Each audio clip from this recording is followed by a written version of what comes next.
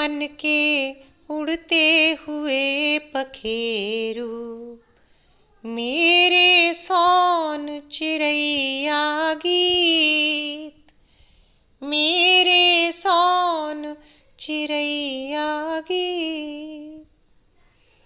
तो दहके दहके से पलाश है, महके महके से महुआ, दहके दहके से पलाश है, महके महके से महुआ। लहके लहके खेत धान के, पोखर ताल तलैया गीत, मेरे सोन चिड़ैया गीत। नमस्कार मित्रों, मैं ममता वाजपेयी भोपाल से मेरी हरी भरी छत पर आपका स्वागत है। लीजिए, मैं फिर हाजिर हूँ नए वीडियो और नई जानकारी के साथ। और चलिए आज हार्वेस्टिंग देख लेते हैं। बहुत दिनों से कोई हार्वेस्टिंग का वीडियो नहीं डाला, तो आज के इस वीडियो में मैं हार्वेस्टिंग तो दिखाऊंगी ही और कुछ गार्डन टिप्स भी दूंगी और साथ में आपके कुछ प्रश्नों के उत्तर भी दूंगी। तो सामने आप ये बैगन का पेड़ देख रहे हैं और मैं बैगन हार्वेस्ट कर रही हूँ। और इसमें देखिए कि झूम के फसल आई है। और एक राज की बात कि जो इसके पास में देखिए जो हम कंपोस्ट बनाते हैं वो कंपोस्ट बिन रखा हुआ है। तो ये गार्डन टिप एक है कि इसमें नीचे नल लगा रहता है और उस नल से बूंद बूंद लिक्विड जो होता है ना, कंपोस्ट टी जिसे हम कहते हैं, वो रिसती है।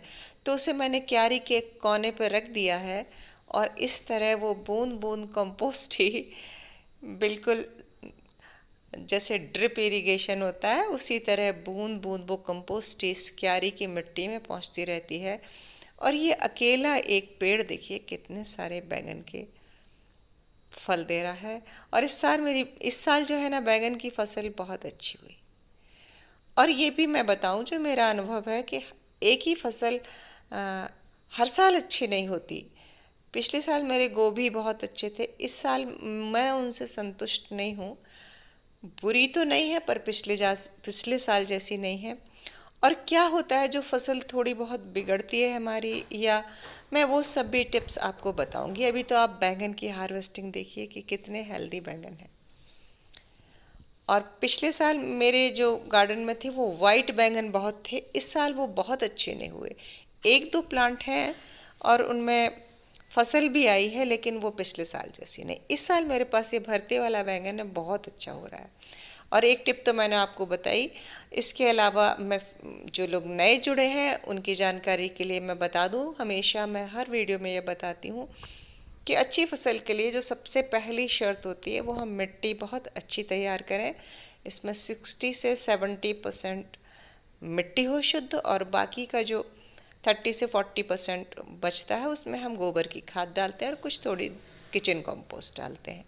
मिट्टी अगर चिकटा हो तो उसमें भुरभुरी करने के लिए कुछ ऑर्गेनिक मटेरियल या फिर सैंड डालते हैं। और उसके बाद जो फसल की बहुत सारी चीज़ें, बहुत सारी केयर होती है, वो भी मैं बताऊंगी। ये तो मैं बेसिक मैंने बताया कि मिट्टी कैसे तैयार करें। अब इसके बाद बात आ जाती है कि जब ये हमारी फसल तैयार हो गई है तो तोड़ना बहुत ज़रूरी है। जब ये बैंगन हम तोड़ ले रहे हैं, एक साथ आ रहे हैं और देखिए अभी फूल ही हैं, अभी एक तो छोटे फल हैं, बाकी छोटे फल भी नहीं। तो एक हार्वेस्टिंग के बाद दूसरी हार्वेस्टिंग के बीच एक गैप होता है। और आप लोग के प्रश्न आने लगते हैं कि बस एक दो बार मेरे बैंगन फले और अब नहीं फल रहे। तो ऐसा नहीं है, एक फसल के बाद बीच में गैप होता ही है। उस गैप में हमें पौधे को फिर से एनर्जी देना है और फिर कंपोस्ट डालना है, निराई गुड़ाई करना है और उसकी पूरी केयर करना है, कहीं कोई रोग तो नहीं लग रहा। और देखिए, मैं गोभी की फसल की बात कर रही थी ना, देखिए मेरी इस साल गोभी बने। और ये मुझसे कैसे क्या गलती हुई है मैं आपको बताऊं। गलती भी नहीं कहना चाहिए, हमारी जो कृषि है ये मौसम पर आधारित होती है। देखिए कुछ में फूल बनने लगे, इनमें भी शुरू हो रहा है। तो जब मैंने ये पौध लगाई थी, ये मैंने सितंबर लास्ट वीक में लगाई थी। ये देखिए गोभी हार्वेस्ट के लिए तैयार है, आज मैं ये भी तोड़ूंगी। और ये एक देखिए फल आ गया है।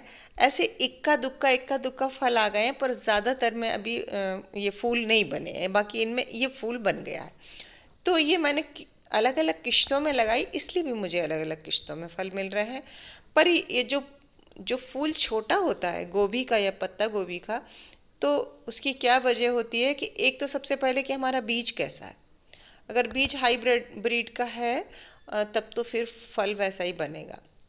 लेकिन ये जो फूल गोभी की फसल और ये जो पत्ता गोभी की फसल है, जब मैंने सितंबर में ये इसकी पौध लगाई, पौध लगाते ही मौसम एकदम बदल गया। देखिए ब्रोकली का साइज भी छोटा हुआ है, तो मौसम एकदम बदल गया, तेज धूप हो गई, तो पौध एकदम जैसे सेट होना चाहिए थे मिट्टी में, वो ऊपर की धूप से जली सी झुलसी सी हो गई।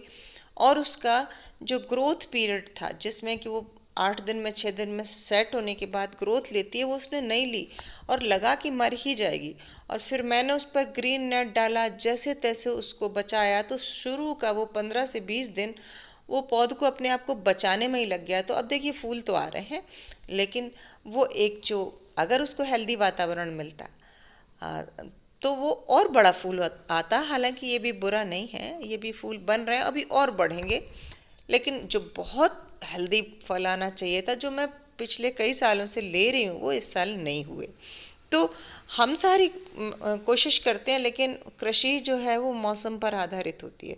हम अच्छी मिट्टी भी बनाएं, सब कुछ तैयारी करें, और तब भी कई बार बिगड़ती है। ये देखिए मैंने गत्ते के खोखे में लगा रखी है, एक खोखे में 4 पेड़ लगा रखे हैं और चारों फूल दे रहे हैं और अच्छे हैं। बहुत बड़े तो नहीं हैं, लेकिन ठीक है, बहुत छोटे भी नहीं हैं।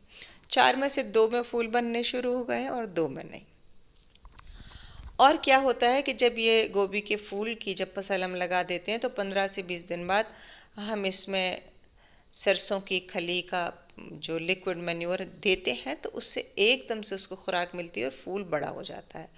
एक आध बार मैंने दी और उसके बाद मेरी कुछ व्यस्तताएं रहीं और मैं वो केयर नहीं कर पाई, तो इसलिए फूल छोटा हुआ।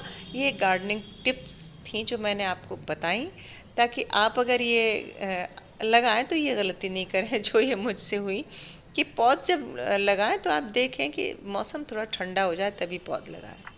और अब ये मैं सेम की हार्वेस्टिंग कर रही हूँ, तो आप देख लीजिए कि मैं कुर्सी रख के तोड़ रही हूँ।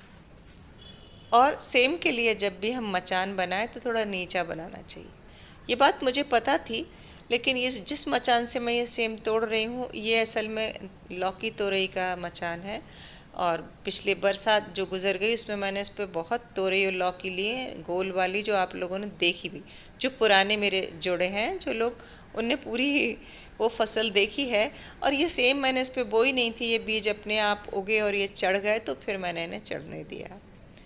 और जो जो लोग नए जुड़े हैं, जिन्होंने मुझे भी सब्सक्राइब नहीं किया है, वो प्लीज़ मुझे सब्सक्राइब कर लें और मेरे पुराने वीडियो ज़रूर देखें, जिनमें इस मचान पर लौकी की बेल चढ़ी हुई थी।